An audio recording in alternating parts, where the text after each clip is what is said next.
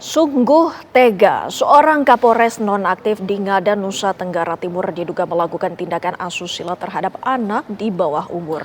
Yang tak kalah mengejutkan, aksi bejat sang Kapolres diabadikan dan diunggah ke situs dewasa di Australia.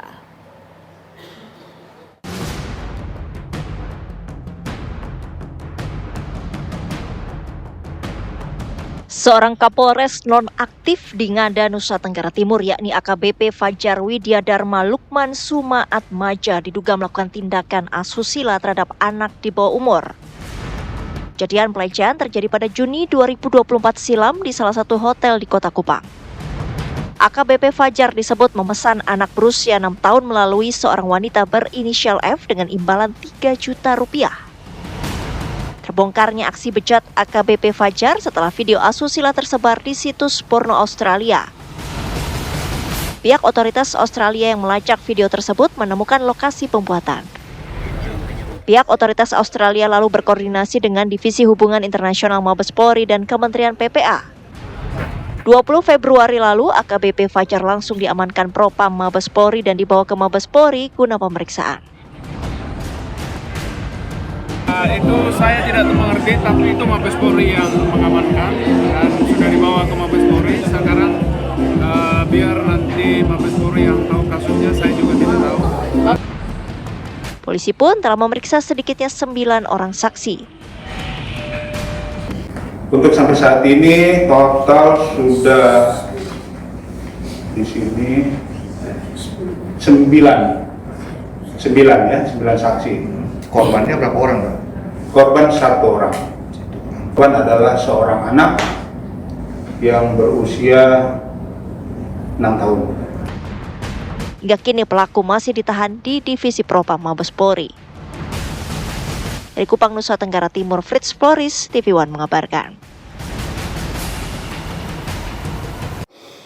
Lantas apa saja temuan dari Kompolnas terkait kasus dugaan pelecehan seksual oleh oknum Kapolres di Nusa Tenggara Timur? Sudah bergabung bersama kami Komisioner Kompolnas Irjen Purnawirawan Ida Utari Purnamasari.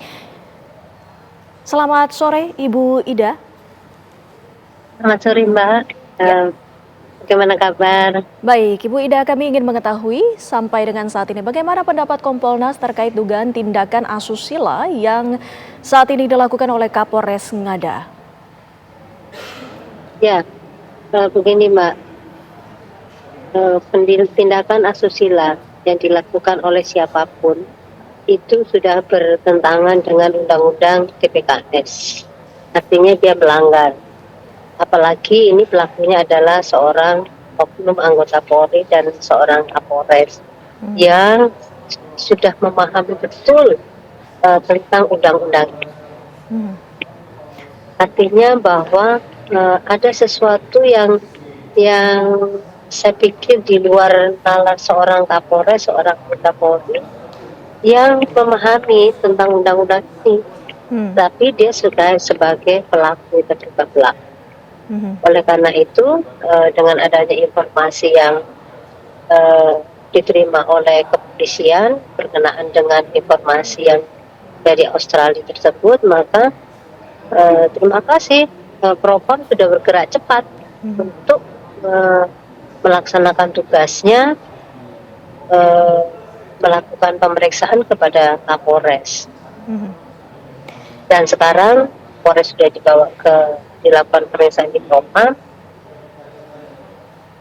sedang untuk menjalankan sidang kode etik kemungkinan minggu depan. Ini sangat cepat yang dilakukan Propam, dan mudah-mudahan nanti pidananya masih bisa berjalan oleh Ditkrimum NTT yang sudah melaksanakan. Kompolnas sebagai pengawas eksternal Polri memastikan bahwa apa yang dilakukan Polri dalam melakukan proses ini berjalan dengan cepat, karena memang sudah terbukti atau sudah unsur-unsurnya ada diperoleh, maka kami memastikan bahwa ini sudah berjalan dengan cepat. Coba. Bu Ida, bagaimana Kompolnas sendiri memastikan hak-hak dari korban? Bu Ida. Ya, baik. Karena ini korbannya anak, maka dia harus mendapatkan perlindungan. Baik namanya, hak-haknya harus diberikan. Apa yang harus dilakukan yaitu berkoordinasi, berjejaring dengan yang ada di sana, di NTT sana. Kan itu ada beberapa jejaring untuk perlindungan kepada anak, termasuk bagaimana nanti kalau umpamanya pemeriksaan terhadap anak itu harus dilakukan sesuai ketentuan yang berlaku di dalam Undang-Undang Perlindungan Anak. Ini wajib, kami akan terus mengawasi apakah Polri juga sesuai prosedur sudah dilakukan perlindungan terhadap anak, karena tidak boleh satupun yang dilanggar hak-haknya itu. Itu yang kami lakukan, Pak. Lantas apa langkah-langkah dari Kompolnas sendiri untuk memastikan bahwa penyelidikan ini dapat berjalan secara transparan dan juga memastikan bahwa pelaku tidak mendapatkan perlindungan khusus, Ibu Ida?